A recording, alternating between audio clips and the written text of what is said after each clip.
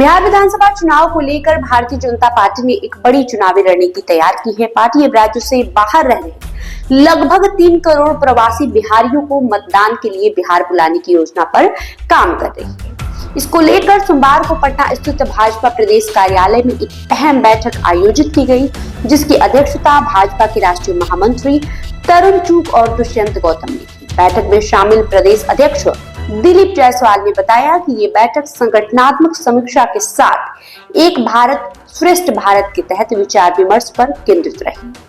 साथ ही आगामी विधानसभा चुनाव के मद्देनजर रणनीति पर विस्तृत चर्चा की गई। विपक्षी दलों को लेकर दिलीप जायसवाल ने तीखा हमला बोला। उन्होंने कहा कि एनडीए गठबंधन की एकता देखकर विपक्ष डिप्रेशन में चला गया है। उनकी हालत तराजू पर मेढक जैसी हो गई, एक चढ़ेगा तो दूसरा भागेगा। खिसियाई बिल्ली खंभा नोचे की कहावत उन पर बिल्कुल सटीक बैठती। वहीं पश्चिम बंगाल की मुख्यमंत्री ममता बनर्जी के हालिया बयानों पर प्रतिक्रिया देते हुए दिलीप जायसवाल ने कहा कि ममता बनर्जी अपना मानसिक संतुलन खो चुकी है। उन्हें अपने राजपाट की चिंता है, लेकिन हम देश की रक्षा को प्राथमिकता देते हैं। देश विरोधी गतिविधियों को कहीं भी बर्दाश्त नहीं किया जाएगा। 140 करोड़ देशवासी इस बात की चिंता करें कि देश सुरक्षित रहे। ममता बनर्जी को भी यही करना चाहिए। आपको बता दें, विधानसभा चुनाव से पहले सभी पार्टियां अपनी तैयारियों में लगी हुई है। तरह तरह की रणनीति बनाई जा रही है। इस कड़ी में भारतीय जनता पार्टी एक नई रणनीति पर काम कर रही है, जिसके तहत जो बिहार के 3 करोड़ प्रवासी बाहर रहते हैं, उन्हें बिहार बुलाने की योजना बनाई जा रही है, ताकि चुनाव में वो आकर अपना बहुमूल्य मतदान कर सके। जिसको लेकर कल दिलीप जायसवाल की अध्यक्षता में बैठक की गई, जिसके बाद दिलीप जायसवाल ने विपक्ष पर कड़ा हमला बोला और साथ ही साथ विपक्ष को खिसियाई हुई बिल्ली से भी तुलना कर डाली। क्या कुछ कहा दिलीप जायसवाल ने, आप इस वीडियो में देखिए। हमारे राष्ट्रीय नेतृत्व आज आए थे, राष्ट्रीय महामंत्री श्री तरुण चुग जी और राष्ट्रीय हमारे नेता हैं दुष्यंत गौतम जी।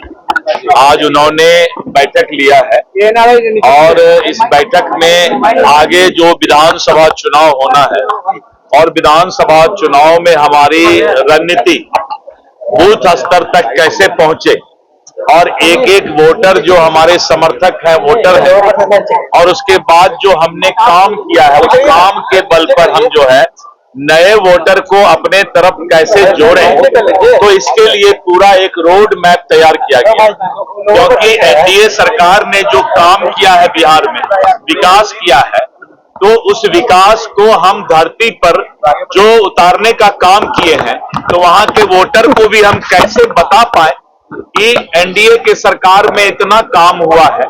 तो वो सारा चीज जो है एक कंपैरेटिव चार्ट बना करके हम जनता के बीच जा रहे हैं और जनता से हम जो है समर्थन मांगेंगे। रोहिणी आचार्य पीएम मोदी को ड्रामेबाज बता रही है, ड्रामेबाज हो रहा है। ये रोहिणी आचार्य कहाँ की हैं? इंडिया की हैं कि इंडिया के बाद का? मतलब किस देश की है रोहिणी आचार्य, ये तो बता दीजिए पहले। अब बेटी किसी का होने से क्या होता है? बहुत लोग हमारी बेटी कौन है आप नाम जानते हैं? लालू जी के बेटी का नाम लोग क्यों जानता है? इसका मतलब है कि बेटा बेटी बाद है। दिलीप जायसवाल के बेटी का भी नाम अगर मीडिया जानता तो मुझे बहुत खुशी होती। इसका मतलब है कि लोग बेटा बेटी का नाम बढ़ाने के लिए नेतागिरी करते हैं। यही तो शर्म की बात है नेतागिरी में।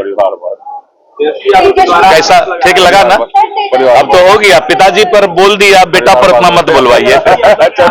मैंने कहा ना कि पिताजी के बारे में बता दिया कि जिसके बेटी और बेटा का नाम बिहार जान रहा है, तो समझ सकते हैं कि उस राजनीति में समाजवाद नहीं परिवारवाद है।